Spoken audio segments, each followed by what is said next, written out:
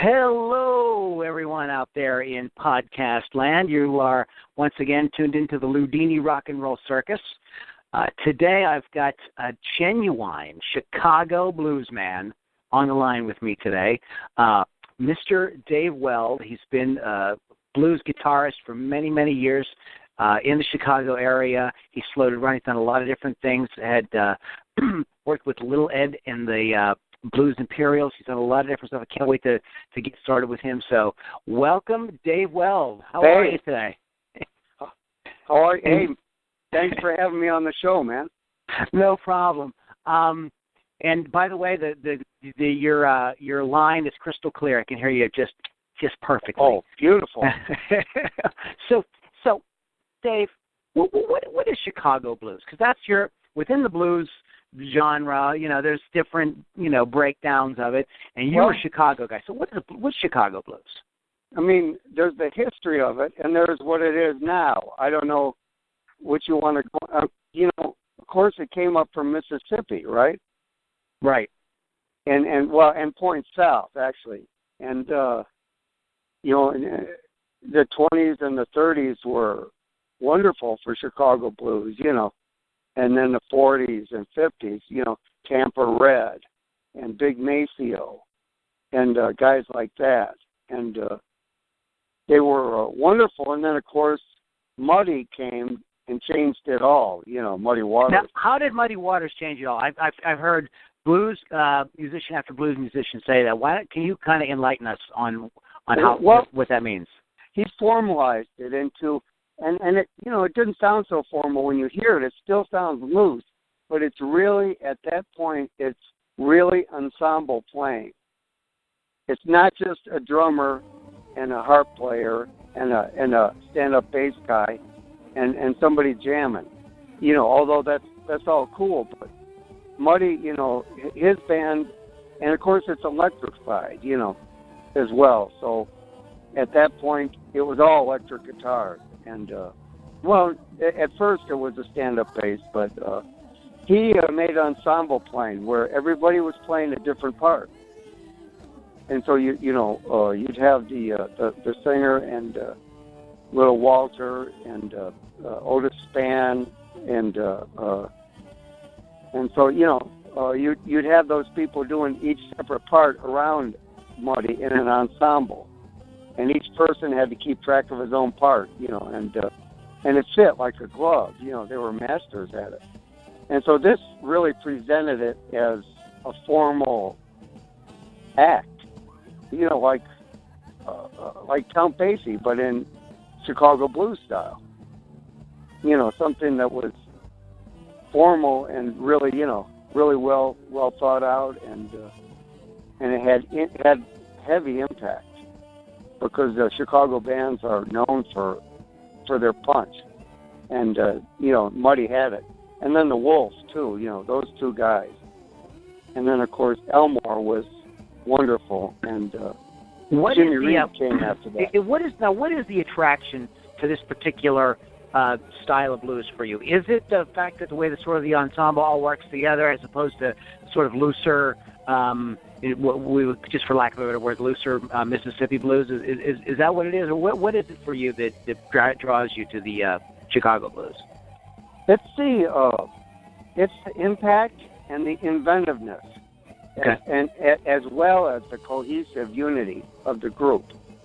I love to hear the ensemble.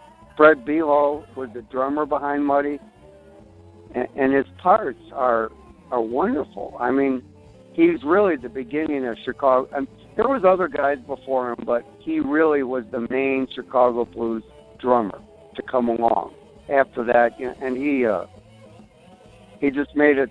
And so, okay, you have the leader, and with this ensemble setting, you had this creativity you could do. You could tell the piano player, hey, why don't you do this? Well, I'm doing this. And then the drummer would be, oh, okay, and I'll do this. And then the bass player, and the harp guy would say, oh, and so here's where I fit in. And within that, you could come up with all kinds of variety. Like, within the shuffle, which is the standard blues shuffle beat, you could, or you could do other, other type of beats. And so they came up with songs that, to me, I came up in the 50s, listening to the radio in the 50s and 60s, actually mostly the 60s. and the songs at that point, they seem to have so much variety. If you listen to the Supremes, it would be way different than listening to James Brown or Sam and Dave.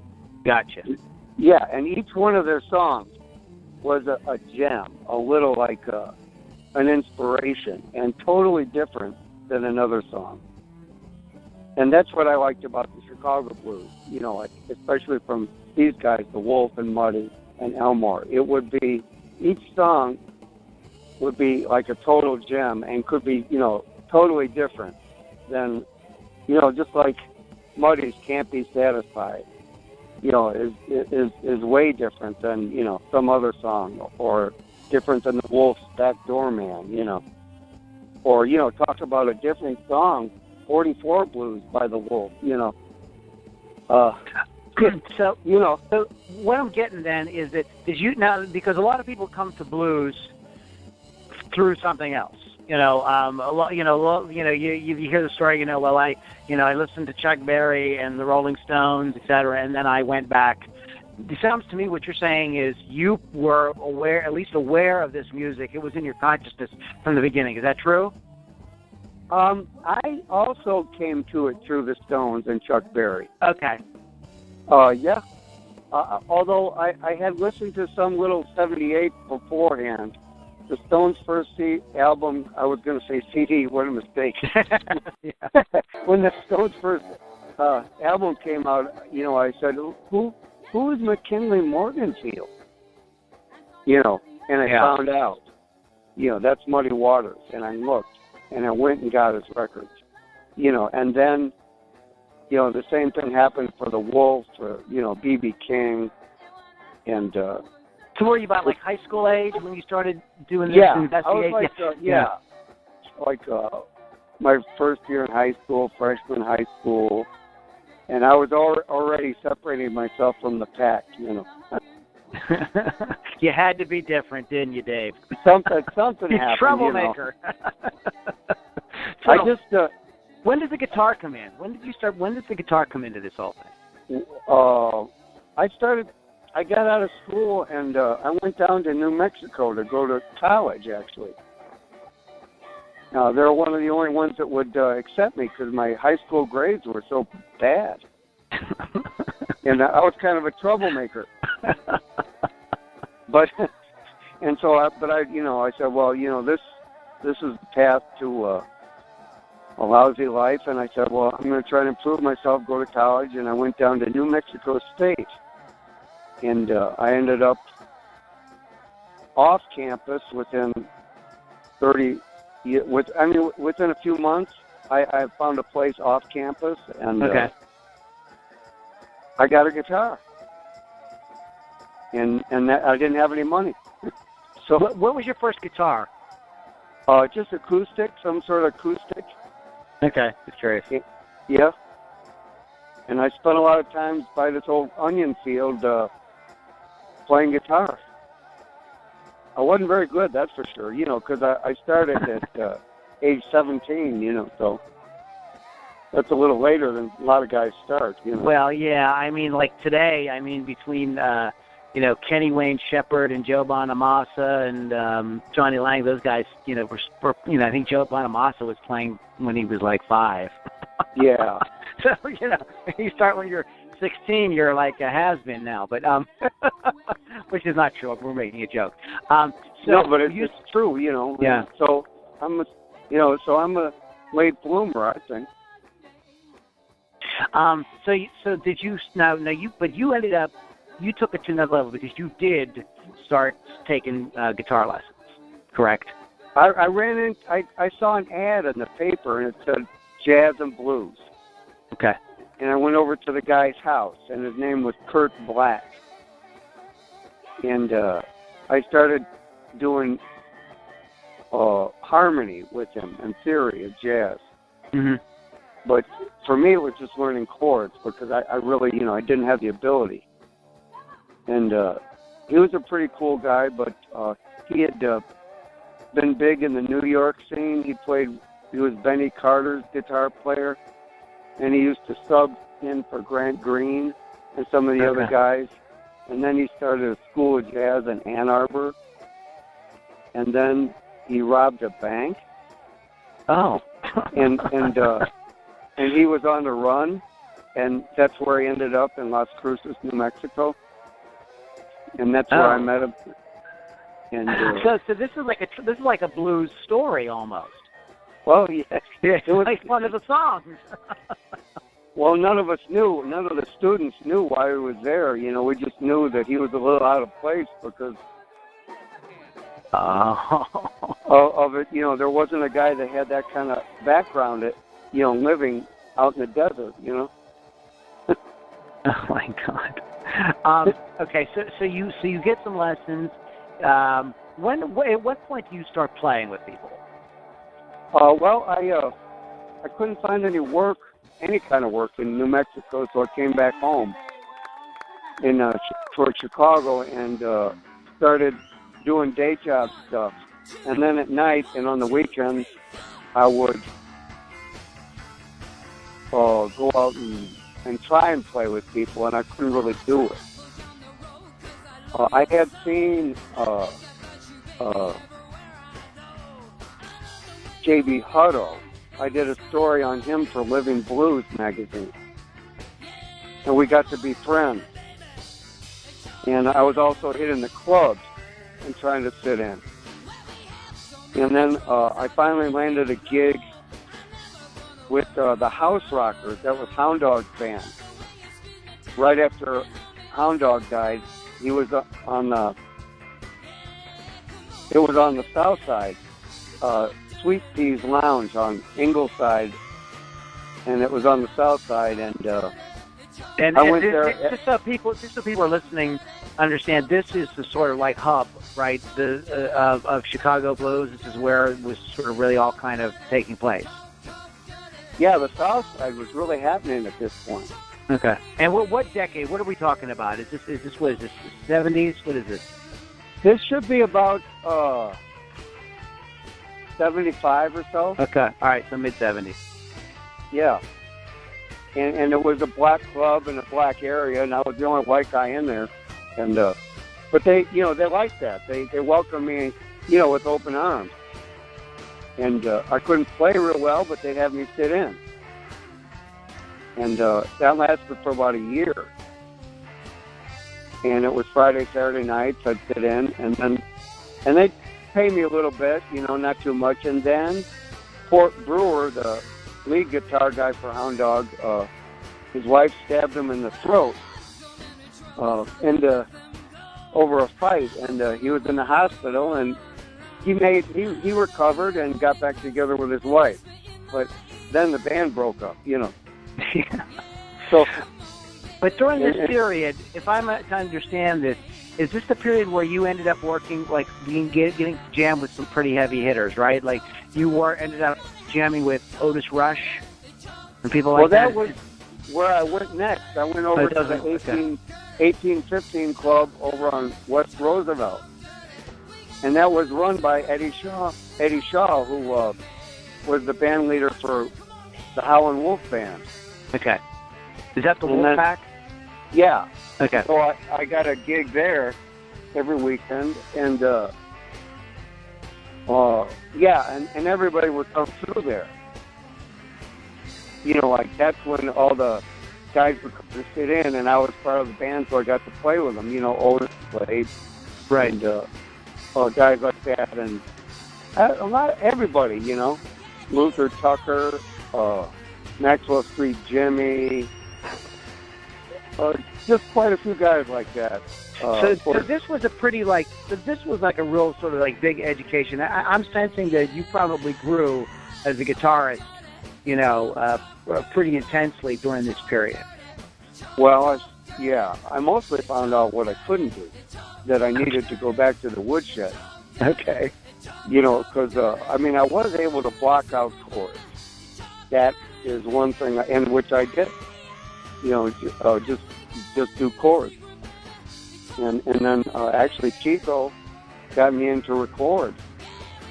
Chico Chisholm was the drummer, and he did a recording. Him and Two-Town Burke. They did sessions in Evanston, and they invited me to play with them. And Boston Blackie was there, and so how do you get then? So let's go up to where you. How do you get to be the guitarist? Because you're a smoking guitar player. Dude. You're definitely not just playing chords. So when does this start? When do you start to become the guy? Well, I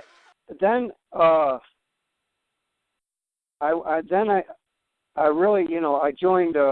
Then I was always taking lessons from JB, and that's really it. Okay. Because eventually I wasn't working at that club for about a year, and JB had taken me under his wing, and I go over to his house every Tuesday night, and he'd say, "Well, okay, play," you know, and I'd play rhythm for him, and then okay, it's your turn now. You play lead, and then he'd play rhythm for me, and he'd go and things. He'd say things like, "No, stay in the key, stay in that key. Don't leave that key. You know, you're missing. You know." And then, you know, and then he'd show me, and then he'd lecture me on being a band leader and what it takes, and so that's. So is this JB Hutto? Is that who this is? Yeah, JB Hutto. Hutto, and so it sounds to me like you had some good mentors that took you under their wing and said, you know, Dave, this is, you know, how it's done, and sort of guided you through. Yeah. And that gave me the confidence to think, oh, I am a lead guitarist. Okay. You know, I'm not just a rhythm guitar player. But although I'm happy to be a rhythm, because that's the basis of my music. You know, my rhythm is how I come up with my song. You know, that's how I come up with what I want to present to the public. Just like Slip Into a Dream, the new one. I came up with a bass line. I came up with the chord pattern.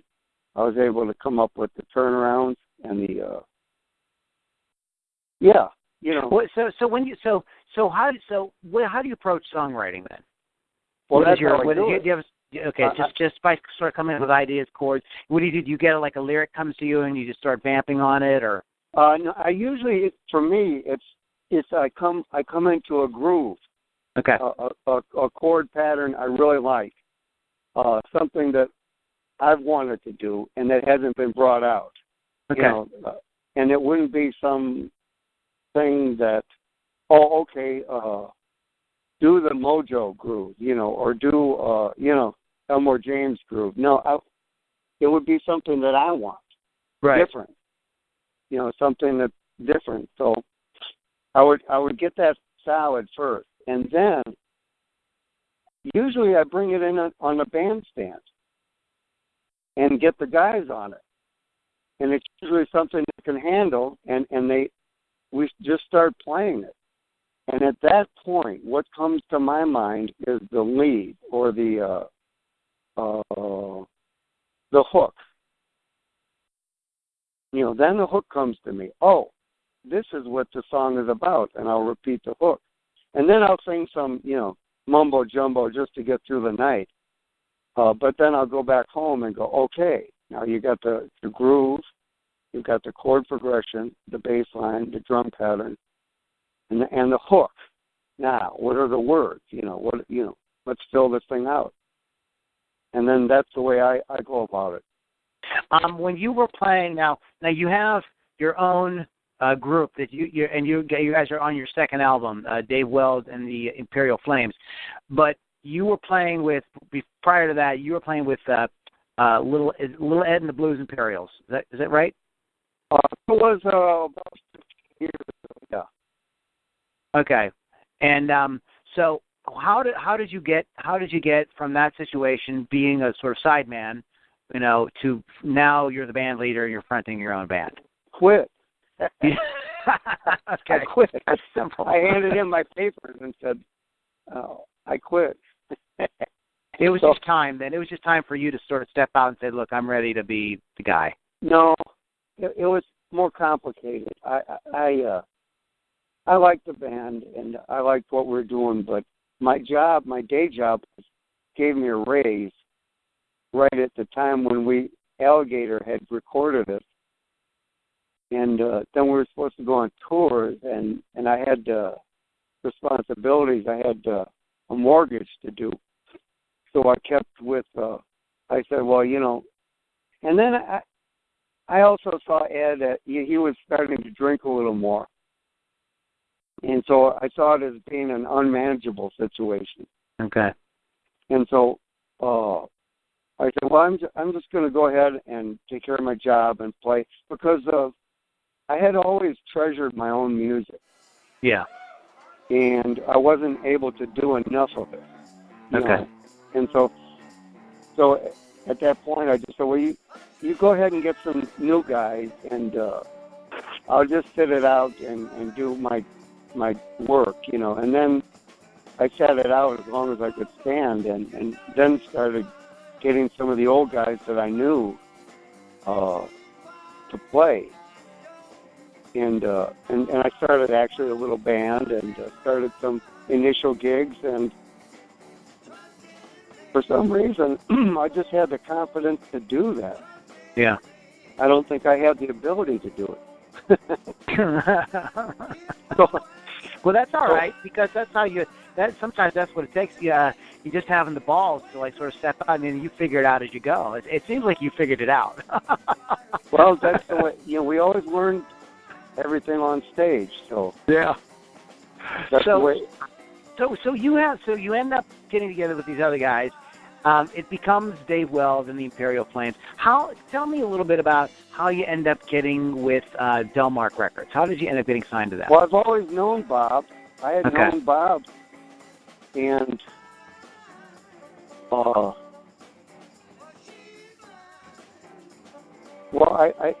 I went ahead and recorded, independently produced my first CD. Okay. And I shopped it to Bob, and he almost took it, but it ended up with Blue Sting in Belgium, who gave me a firm commitment. Okay. And then, but I've been knowing Bob and going to his store and chatting with him, and that was when it was on Grand in Chicago. That was in the 72, 3. And so then that one was a really good record, and it got me overseas, and it kept the band working. And then eventually I got with Earwig Records, and we did one, and Ed was on that one as well. And that kept me working in overseas and touring. And then... So what happened? So wait a minute. So at this point, the day job is become something not important to you anymore. Well, by the time I got with Earwig, I hadn't had a day job for a while. Oh, good. Good for you. Yeah. And that was in the, I don't know when. 90s, somewhere in the early 90s. Okay.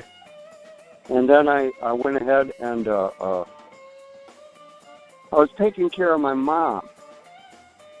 And I brought her to a restaurant, and I was doting on her and feeding her every bite, because she had some disabilities. Mm-hmm. And I was thinking, well, this guy behind me must think I'm a nutcase doting on my mom so much. And then at the end of the meal, I turned around, and it was Bob Kester. Okay. And I said, hey, Bob, how you doing? And, we chatted, and then I thought to myself, he's still a great guy. I'm going to go ahead and audition for him. And then I started talking to Pierre about it from Mississippi Heat. And Pierre said, yeah, you should go on in there. You guys are qualified. You guys are great. We went in there as an audition, and they went nuts. They loved it, And that was it. and so we did our first CD with them, and it was great. And then we did, we waited, because my ambition is to always have my current CD as the best CD I have. And so I waited, and I know a lot of people bring out CDs quicker than I do. Now, how long was it between, was it Burn in Love? That was the first one for Delmark, right? 5 years. Okay, so it's been 5 years between Burn in Love and your new record, Slip Into a Dream. Yeah. Okay. Which is a long time, but I went through a lot in that period, Yeah. And but my goal has always been to have my current CD the best CD of my life. So your latest record is Slip Into a Dream, okay? So tell me about this record. Did you guys work with I don't have it in front of me, so I apologize. Did you guys work with the producer? And what's the difference between the previous record for Delmark and this one? We learned a lot in the previous one, and it was mostly kind of off the cuff. Okay. And so this one retained the spontaneity, mm-hmm. and yet we were able to arrange the songs, better. My singing is better, and my guitar playing is better, and I made sure it was better by practice. And then we also chose our material a little more strategic. I mean, we thought a little more about the material and worked harder at the arrangements and the words. And then we also worked a little harder on the harmony, as far as, because we've been together that much longer, we're right. more cohesive, and we did a lot of the harmony, and we knew which ones we wanted horns on, and we added horns we had a sax player on the first one, but this one we added horn section. And our goal wasn't to get it out, like to say, okay, we're blocking it off this week and we're going in for 3 days and then we're done. No. We went in, we recorded a number of them and waited for 3 months. And then went in for a 3-day thing. And then we waited a month until we started overdubbing. And then we did overdubs. And then we did horn section. Then we did harmony. And then we brought a piano player in from Canada, a good buddy of mine. And then we waited until Bobby Rush was in town. And we brought Bobby Rush in. And then we brought in a guy from Boston, Sax Gordon, who was great at arrangement. And then we brought in Greg Guy, Buddy's son. And then after all that, we're a little over budget. Then we start mixing. So, were you guys playing these songs live at the time? Like, were you still going out and gigging in between working on this record? Yeah, these are all songs that we all record live. None of them is one we just go to the studio with. Okay. Yeah, that is the true test, because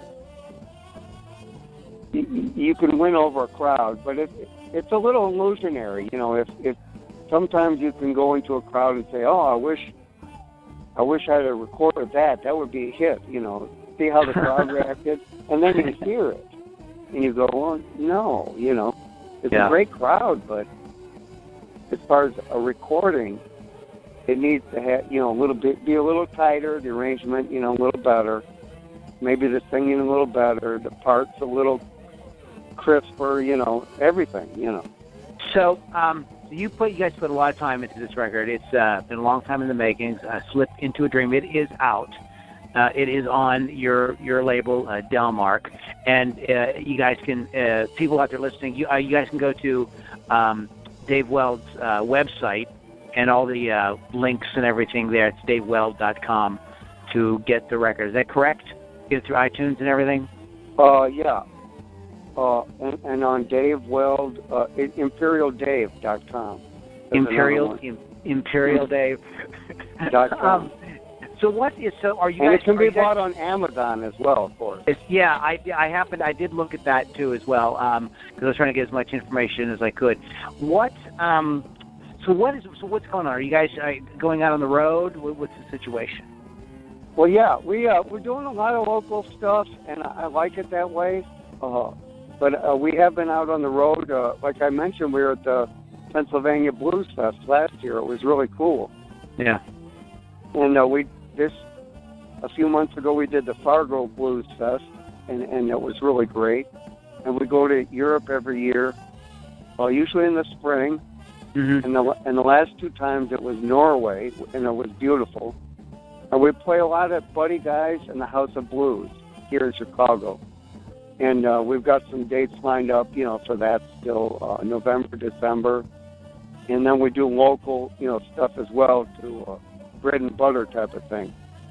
Yeah. And so, we're, and then we're getting, with this CD, we're getting a lot of interest. I just got a bite from a Helsinki Blues Fest. We might go there, but we have to work out the financial and see if it'll fly, Of course. Of course. Do you find the European audiences more receptive, more into it, or about the same as America? About the same. Okay. It seems like more when you're over there, and people say it's more, but in actuality, wherever you travel away from your hometown, there's more interest. So if we were to go to Boston, it would seem like, we would go, because you don't go somewhere far away unless it's financially feasible. And it's not financially feasible unless they're going to have a lot of people that attend it. Enough to pay for everything, Of course. Of course. So, these, basically, it's still the same. It's a different vibe. There's a little more respect since you're from another country, and art has a different meaning, to them, mm-hmm. of course.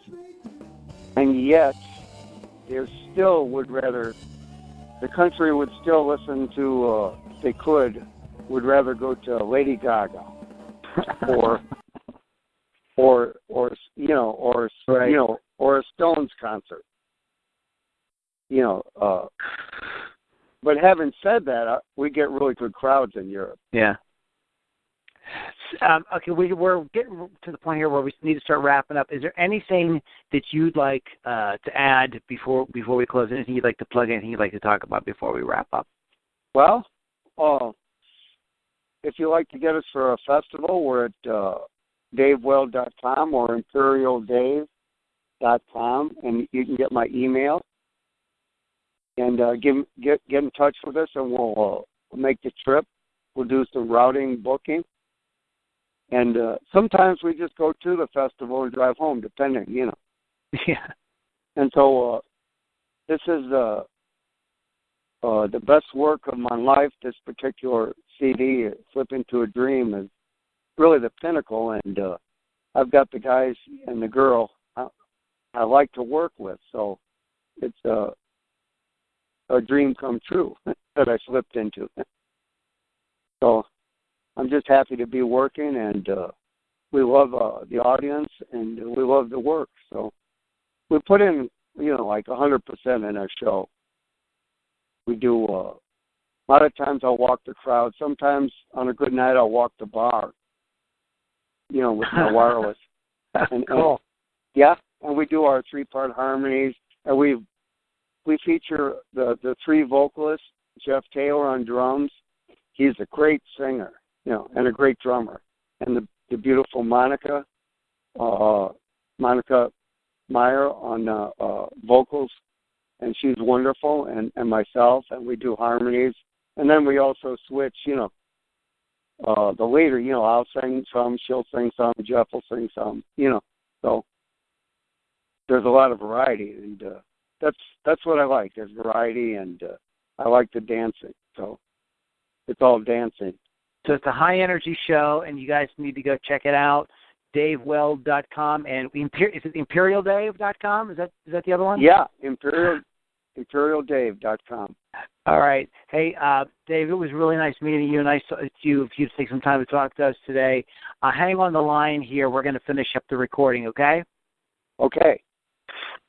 All right, guys, you've been listening to my talk here with the fantastic, the incomparable, my first Chicago blues artist ever be on the program, Dave Weld.